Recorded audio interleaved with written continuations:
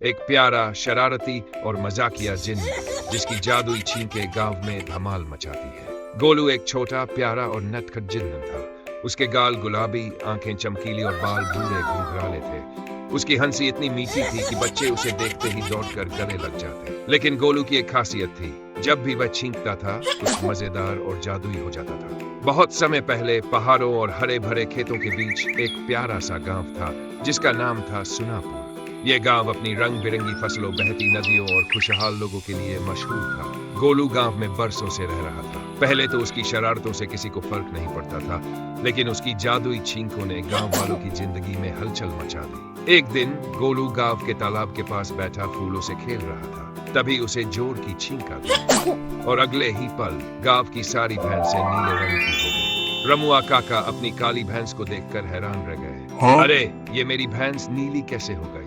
बच्चे हंस हंस कर लोटपोट हो गए। वे नीली भैंसों के साथ मस्ती करने लगे। लेकिन रमुआ काका गुस्से में मुखिया जी के पास पहुंचे। मुखिया जी, ये गोलू की छींक से गांव का सारा रंग बदल रहा है। मुखिया जी ने गोलू को समझाया, देखो बेटा, छींकने से पहले मुंह पर रुमाल रख लिया करो। गोलू ने सिर हिलाकर हाँ तो कर दी, लेकिन उसकी छींकों पर उसका कोई बस नहीं था। अगले दिन वह गांव में घूम रहा था। अचानक उसे फिर से छींक आ गई और इस बार गांव के सारे बच्चों के बाल इंद्रधनुषीश रंग के हो गए। कुछ के गुलाबी, कुछ के हरे, कुछ के नीले, तो कुछ के पीले। छोटी गुड़िया शीशे अपने चमकीले बाल देखकर ताली बजाने लगी। अब तो मैं परी जैसी लग रही हूँ। बच्चे खुश थे, लेकिन उनकी माएं घबरा गई। चंपा चाची, अरे गोलू, अब कहीं हमारे बाल भी नारंगी ना हो जाए। अगली सुबह जब गोलू खेत में बैठा सूरज की रोशनी का मजा ले रहा था, उसे फिर छींक आ गई और इस बार गांव के सारे बैल बातें करने लगे। बनवारी काका का बैल बोला, काका, हल खींचते खींचते मेरी कमर दुख गई है,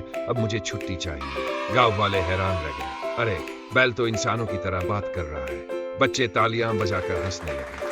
अंतिम छींक। अगली छींक इतनी तेज थी कि वह रुमाल निकाल ही नहीं पाया और इस बार गांव की सारी गायें गाना गाने लगी। रामू काका की गाय गाने लगी, मेरे देश की धरती सोना उगले, और दूसरी बोली, टिप टिप बरसा पानी। गांव वाले पहले तो घबरा गए, लेकिन फिर हंसी के मारे लुटपुट हो गए। गोलू को अपनी छींकों से मची हल पर हंसी भी आई और शर्म भी। अब उसने तय कर लिया कि अब छींकने से पहले रुमाल जरूर लगाऊंगा, ताकि गांव में फिर से हंसी का माहौल बन जाए। और इस तरह गोलू की शरारतें गांव वालों के लिए हंसी और मस्ती का कारण बनी रही।